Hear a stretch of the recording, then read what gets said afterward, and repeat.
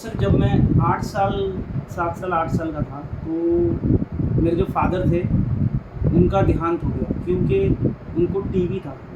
वो ड्रिंक्स ज़्यादा करते थे तो टीबी हो चुका था। तो मेरी मम्मी ने क्या की वहाँ पे मेरा कुछ ज़मीन जायदाद था तो सबसे पहले मैं मतलब मेरे जो दादाजी थे उनके 3 बच्चे थे।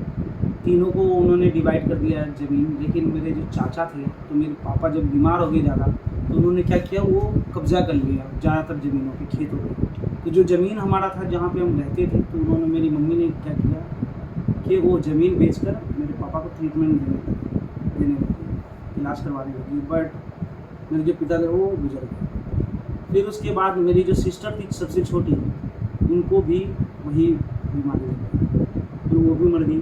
तो मेरी मम्मी जो है डिप्रेशन में चली गई। उनको समझ में नहीं आ रहा था कि क्या करें क्या नहीं करना है। थोड़ा सा होता है ना कि पागलों जैसा बिहेव करने लग जाना।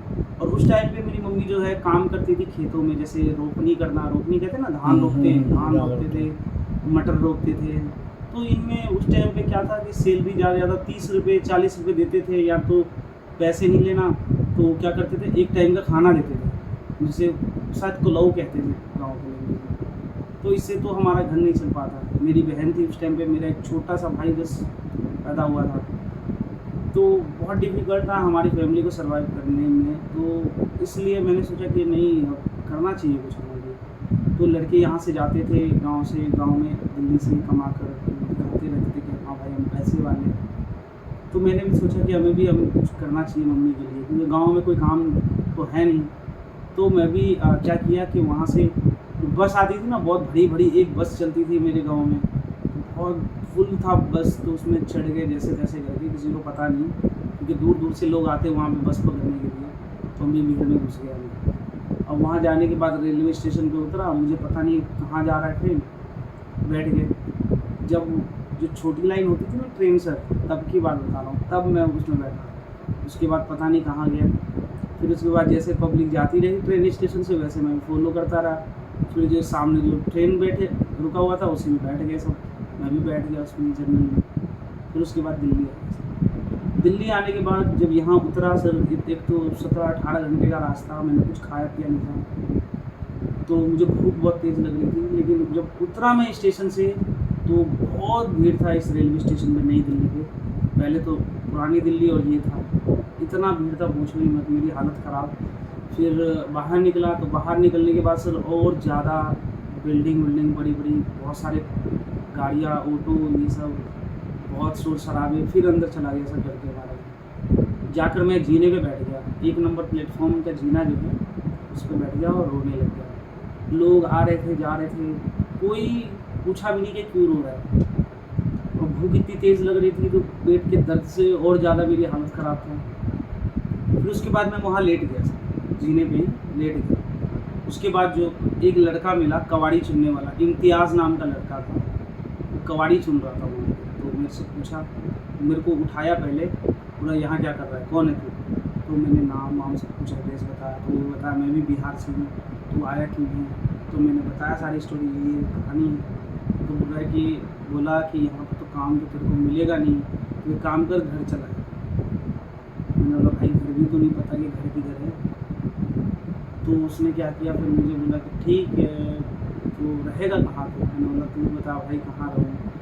तो उसने बोला कि भूख लगी है। मैंने बोला भाई बहुत लगी है। उस टाइम करीब कोई ट्रेन आया था इवनिंग में, तो उसने बोला रुक जा, करीब 8-9 बज रहा था। तो उस टाइम 1 नंबर पे ही ट्रेन आई थी, शायद पंजाब से।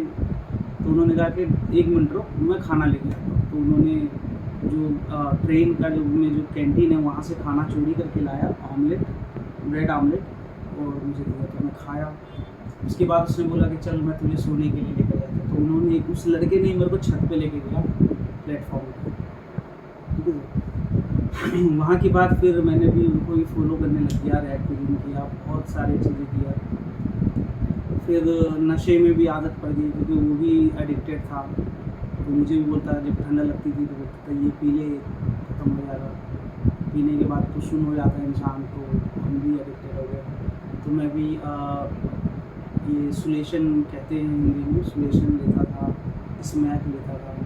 तभी आप देखते हैं कि मेरा लिप जो है अरे सुलेशन एक टाइम का वो था, क्या नाम है, वाइटनर और ये, अरे यार टेंट। कोई टायर वगैरह उसमें हाँ, गम उसको लगाने का, सुलेशन, हाँ सुलेशन ही कहते कहते थे। हैं। सुलेशन, मेरे व्हाइट छोटे आउट टाइम में व्हाइटनर जब होता छोटा है। था तो साइकिल का टायर पंक्चर होता था तो सुलेशन हाँ, से उसको और चिपका के। चिपका के उसको लगा हाँ, देना। यही तो वही। हर एक तरह की आज के आ गए, दीवार जो पेंट करते हैं वो भी है, जो लिक्विड जो पेंट में मिलाते हैं सफ़ेद पानी कलर का वो भी, मिट्टी का तेल होता है उसके भी होता है, बहुत तरह के होते हैं। तो उसके बाद मेरे पास एक देवानंद सर आए थे सलाम वाले से, उन्होंने बोला चलने के लिए। जब मैं पहुँचा वहाँ पे तो मैंने उसने पहले ही बोल दिया था कि यहाँ पे बहुत सारे लोग आएंगे, ऐसे ऐसे करेंगे, लालच देंगे, नहीं जाना। मैंने कहा ठीक है भाई, नहीं जाऊँगा। तो मैंने जो लोग बोला, जानते थे हाँ बुलाएंगे, नहीं हाँ, जाना ना। कई लोग आते थे, मैं मना करता था तो वो लोग मारते भी थे, मना करता था कि नहीं जाऊँगा तो मारते भी थे। तो देवानंद सर रोज़ आते थे, रोज़ कम से कम 15-20 मिनट तो मेरे साथ बैठते थे, बातें करते थे, और हमेशा कभी चॉकलेट कभी कुछ लेकर आते थे कि चल खाना खा ले, ये कर ले, चल हम मेरे साथ आगे सेंटर में चल ले, खाना खा के आ जाइए। मैं वहाँ जाने से बिल्कुल मना करता था। फिर उसके बाद काफ़ी टाइम हो गया तो मैंने देखा ये तारिक जो है, ये लड़का तारिक, ये उस टाइम पे, मेरे टाइम पे ये क्या करता था, ताला और चाबी बेचता था सर। अच्छा, ठीक है सर, ताला चाबी ये वहीं वहीं पे बेचता था, ताला चाबी रेलवे स्टेशन पे बेचता था। अभी देखिए सर, गाड़ी जो आती थी ना नाइट में, ताला चाबी बेचता था, बैग वैग में लगाने वाला था। अभी सर अभी तो भी ऐसे नहीं। तो सर उसके बाद फिर क्या हुआ कि हमारा ना झगड़ा हो गया किसी अलग लड़कों से, ठीक है। और बच्चे जितने भी वहाँ पे या तो जेब कतरे होते हैं या तो भिखारी होते हैं, मतलब सब नीचे के ही बच्चे थे। तो वो जो लड़के थे वो बेसिकली गुंडे थे, झगड़े मतलब पैसे छीन छान करने वाले। तो उनके पास तो हमेशा चाकू छुड़े रहते थे।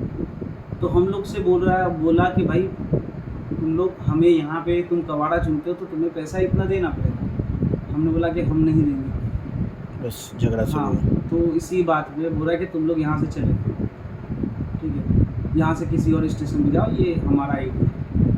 मतलब इस बात पे बहुत ज़्यादा झगड़े होते हैं। तो हमने मना कर दिया। तो क्या हुआ कि एक बार आया था उन लोगों ने, तो पहले लड़ाई वड़ाई हुआ तो पुलिस वालों ने ख़त्म करवा दिया इन चीज़ों को, ठीक है। ऑर्गेनाइजेशन वाले कुछ लोगों ने इन लोगों को शांत कर दिया। बट उन लोग जहाँ भी हम लोग को अकेला देखते थे फिर वो पीटते थे। मारना पीटना शुरू कर दिया। तो उन्होंने क्या किया था, मैं अकेला, मुझे देख लिया बाहर, उन्होंने क्या किया, चाकू मारा। तो मेरे अभी भी पेट में मार था चाकू का। उसके बाद मैं ऐसे ही पड़ा रहा बस। तो सलाम वालों को पता लगा कि मेरे साथ ऐसा हादसा हुआ है, तो वो आए, मुझसे पूछे क्यों नहीं गए। मैंने बोला नहीं जाना मुझे, वो लोग भेज देंगे जेल वेल में। तो डॉक्टर सब आए, ज़बरदस्ती मेरे को एम्बुलेंस में लेकर गए हॉस्पिटल लेडी हरी कलावती। तो उसके बाद वहाँ पर ट्रीटमेंट हुआ। फिर उसके बाद बहुत सारे मेरे दोस्त जो जा चुके थे स्टेशन से, उन सबको ऑर्गेनाइजेशन ने ले गया कि चलो इस बच्चे से बात करो, इनको लेकर आओ। तो उन्होंने फिर मुझे मोटिवेट किया कि एक दिन के लिए सेंटर होम में चलेंगे, सिर्फ एक दिन के लिए। तो उन लोगों को तो मैं जानता था, मैंने कहा ठीक है चलो। तो गया, मुझे अच्छा लगा। फिर मैं JRP कॉन्टेक्ट पॉइंट पे आया, तो मैं कॉन्टेक्ट पॉइंट ज्वाइन कर लिया, मैं रोज़ जाने लग गया वहाँ पे। तो सर ने बोला कि अब तो हैप्पी है, अब स्विमिंग सेंटर में जाएगा। मैंने बोला कि हाँ सर जाऊँगा, अच्छा है सेंटर में, बच्चे पढ़ते हैं, स्कूल जाते हैं, वो लोग फुटबॉल खेलते हैं, मैं भी खेलूँगा। तो उन्होंने मुझे डिटॉक्स सेंटर भेजा यहाँ से स्टेशन से, जहाँ पे मेरी ट्रीटमेंट चली, प्लस जो मैं नशा करता था वो छुड़ाया गया। दिन में ट्रांसफ़र हुआ यहाँ आसरा सेंटर। पहले एक दूसरा सेंटर होम हुआ करता था ड्रॉप इन, वो बंद हो गया है, अब वो आसरा बन गया है। तो यहाँ पे आया, यहाँ पे आने के बाद मैं अपना बेसिक एजुकेशन स्ट्रॉन्ग किया। मैं इनरोल हुआ एक MCD स्कूल में 3री क्लास में, मेरा एज बहुत ज़्यादा था, ठीक है, फिर भी 3री क्लास में एडमिशन कराया। इसके बाद 2010 में मैं यहाँ पे ट्रांसफ़र हुआ DMRC में, और DMRC में जाने के बाद बहुत सारे अपॉर्चुनिटी मुझे मिल गया। तो यहाँ पे मैंने सर सुधीर सर से मिला, जिन्होंने कराटे सिखाए मुझे, ठीक है। और मैं नेशनल प्लेयर भी रह चुका हूँ मार्शल आर्ट में। उसके बाद मैं जवाहरलाल नेहरू स्टेडियम ज्वाइन किया, जो दिल्ली में है नेशनल स्टेडियम। जलन, हाँ। हाँ, वहाँ से मैंने एथलेटिक्स शुरू किया, तो उसमें भी मैं नेशनल प्लेयर रह चुका हूँ, 3-4 बार गोल्ड मेडलिस्ट। और अब मैं आपके सामने हूँ। तो अभी ऑर्गेनाइजेशन जो है मेरी फैमिली को ढूंढ लिया गया है, काफ़ी पहले 6-7-8 साल पहले ही ढूंढ लिया। तो ढूंढ लिया? हाँ, क्योंकि मेरी मम्मी जो थी, जो ज़मीन तो बेच दी थी। हाँ। मेरे जाने के बाद क्या किया, वहाँ के जो लोग खरीदे थे और मेरे चाचा लोगों को भगा दिया वहाँ से। अच्छा। तो किसी को पता नहीं मेरी मम्मी कहाँ है कहाँ नहीं। तो ऑर्गेनाइजेशन क्या करती थी, मेरे साथ काउंसलर हमेशा बैठती थी और पूछती रहती थी तेरा रिलेटिव रिश्तेदार कहाँ कहाँ रहते। तो मैं बताता था, जिस गांव में मेरा पापा काम करते थे, जिस जगह पे मेरी पापा की दुकान थे, सारा एड्रेस बताया मैंने। एड्रेस तो नहीं पता, सिर्फ गांव का नाम, जगह का नाम पता था, वो सारे बताते थे। फिर वो उसी डिस्ट्रिक्ट में ढूंढते गए और मिल गया। अच्छा, अभी अपने मम्मी से मिल गए हो? हाँ हाँ, तो अब जाता आता रहता हूँ। तो बहुत बढ़िया है। तो यही